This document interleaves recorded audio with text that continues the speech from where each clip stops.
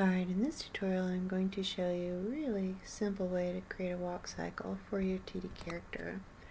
I'm going to start with a 256 by 256 palette, work surface. My final character will be about 128 tall, so I'm giving myself plenty of room to work. My background layer, I'm going to go ahead and create a white background and a transparent layer over that to work on. So I'll get my brush tool, come down here and grab black. I'm going to simply create a head for my character, which will be carried throughout, and I'm also going to create a torso, which it will be leaning forward slightly so that I can show my character in motion. Alright, and then in separate layers I'm going to create the arms and legs. So I've got my torso, and I'm going to create first the legs for the fully splayed leg, fully extended leg in the walk cycle. I'm going to give myself a little bit thinner line, and the leg in the back I'm going to do first, and it's going to be right out there, and the arm goes in the opposite direction when we're walking, so there it is. And I'm going to give myself a gray in order to indicate the other legs so that they don't get confused. So in the foreground now, my arm is swinging in the opposite direction, of course, and he's really moving, and the leg, of course, is going to come back. Oops. Bye. Alright, so he's really moving.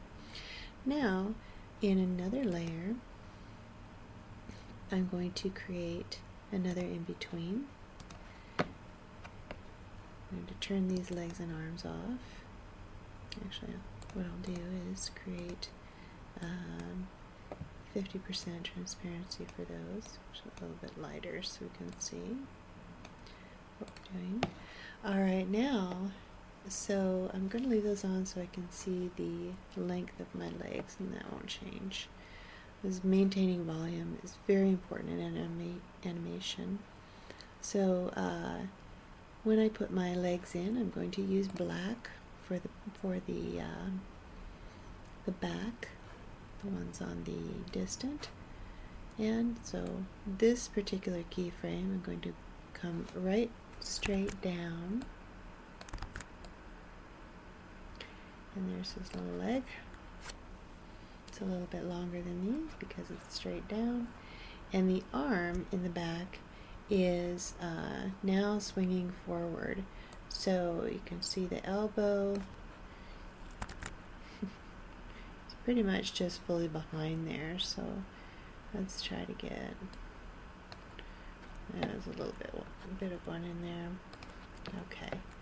Alright, and now with the gray, I'm going to come in the foreground.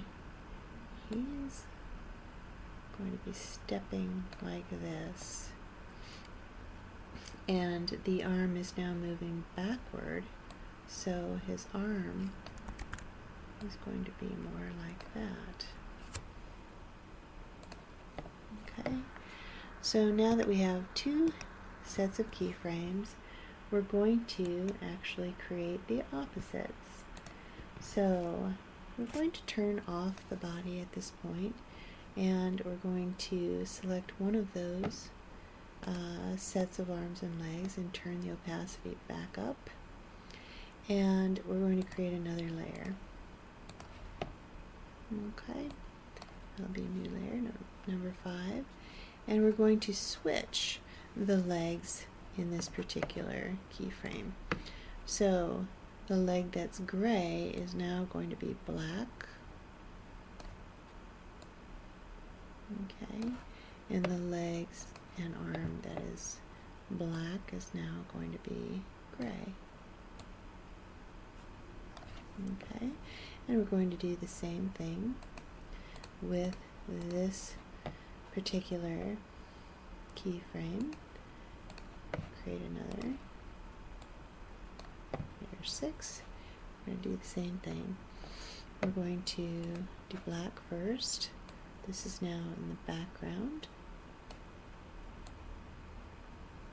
Okay, and this is now in the foreground.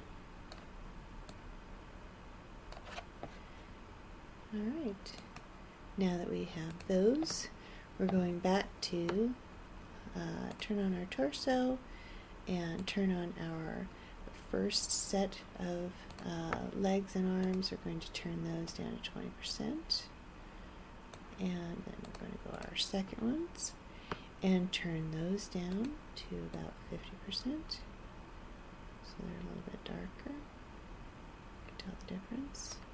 Now we're going to create another layer, and we're going to create in-betweens. Now we can see that this is the black leg on the one set, this is the black leg on the other.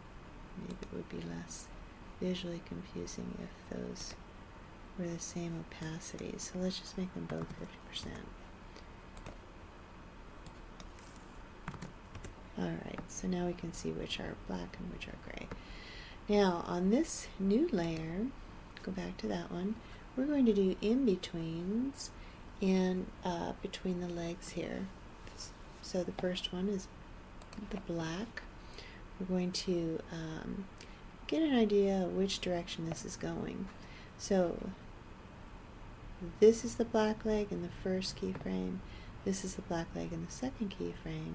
So we're going to create, what he would be doing is stepping down. And here, again, would be the arms. Alright, then the gray. Now this is a little bit more difficult, but see the limbs in parts. So the first thing we're going to do an in-between on is the thigh. We have one gray thigh here. The other gray thigh is here. So our new gray thigh would be right in the middle. Now we have one calf here and one calf here. So that calf would be somewhere here. And the foot is here, the foot is here, so that foot would be about here.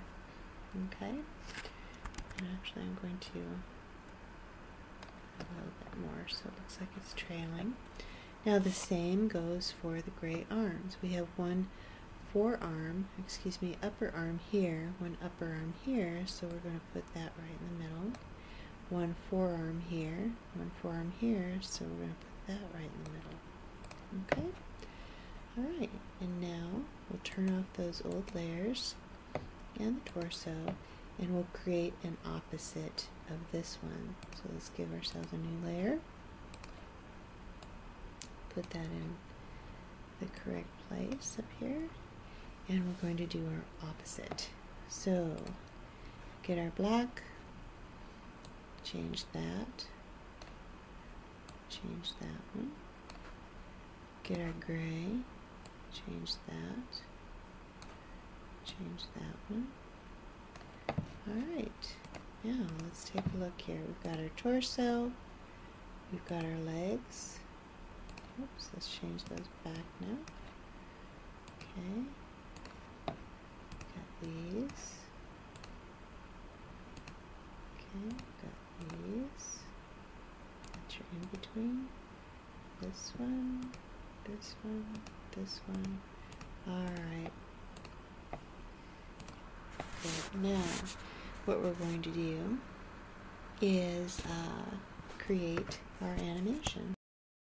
The first step to doing that is coming right up here in Photoshop where it says Window, clicking on that and clicking Animation. That brings up this previewer here, or excuse me, this animation frames.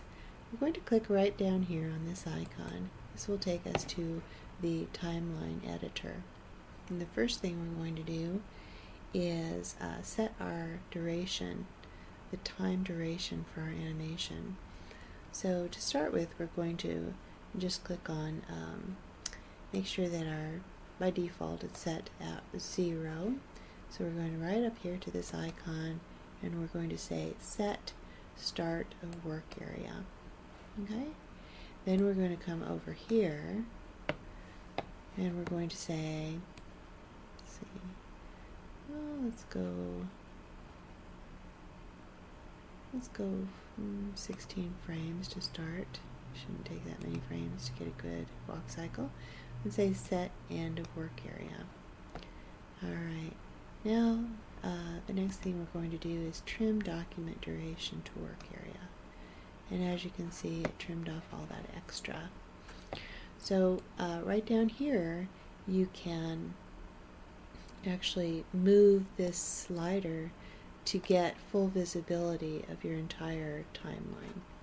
Okay, it's located right down here, or you can click on these icons. Okay. Also, you have the ability to play, rewind, and so forth. The simple, what's called the VCR controllers are available to you, as well as a trash can and onion skins. Alright, so let's go ahead and begin looking at our animation. I'm going to just reduce the size of that so we can get full look at that. So the first thing we're going to do is we've got our torso on, and we're going to begin turning on the visibility of our different layers here. Alright, so what we're going to do is begin setting the duration for our keyframes. Now, a frame of animation is only needs to be visible for one frame on your timeline. So the way that you change that is, let's click on the first set of legs, and now if we take our cursor and come over here to this timeline indicator, we can see that the icon changes to 2 little arrows, so that we can click and drag and position that timeline anywhere. So along this time slider. So now you can see that something is disappearing when I'm scrubbing through this timeline. So for frame 1, we want layer 3 to be visible, and we don't want it to be visible after that. So we set our visibility, our timeline in here, to just be visible during this period. So we'll go and select on layer 4, and we're going to do the same thing. We want this visible on frame 2. So frame 2 is from 1 to 2, so we set that back to 2. We're going over here now, and we're going to set this forward so that it's only visible on frame 1 to 2. It's not visible on frame 1. So now when we scrub through here, we can see that things are disappearing and appearing. We're going to do the same thing with the other keyframes here, the other frames of animation, so that you can see the progression of the visibility of these frames of animation. Alright, so I'm going to continue to do that. Select time slider to begin on frame 4, and to end on frame 5. Only visible during frame 4. Okay, select, here we go. Alright, so now you can see that these are only visible for a certain period of time along that slider. So when I come here to scrub through this animation again, you can see that things are appearing and disappearing. And we've got a character that's moving. Alright, this is our beginning. So he's not moving the way that he should be, but he's moving. We can go ahead and edit our animation accordingly. Now that we have our visibility set, we can come down here and use onion skin to begin to help us with the the position of our keyframes. So you can see that onion skin will give us transparent, such as we did over here, transparent layers both in front and back to help us to get our animation laid out correctly.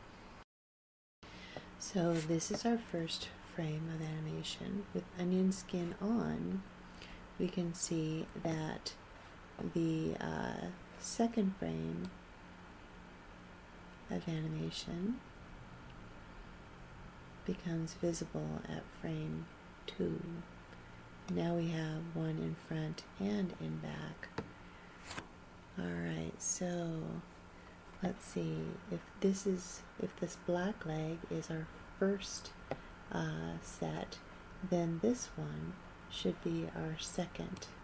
But it's black on frame 2, so these need to be switched. This one with that. Alright, now we need to adjust our visibility settings. Now, is that making more visual sense? Yes. Alright. Now, that one, I'm looking for the black leg that comes next. Alright, let's see.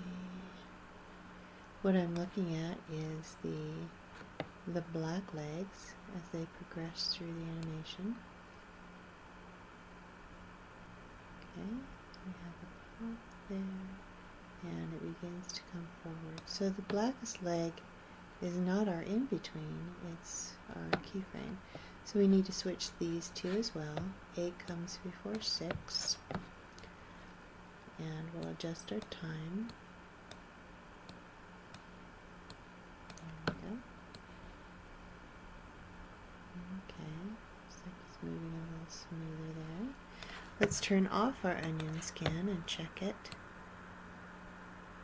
Around to walk. And there's a big difference between these two keyframes. Then he comes back this way. Alright, so the keyframe that we need is from this keyframe to this one. We need an in-between there. So between 4 and 5, we'll come back here, turn off the visibility for our other ones.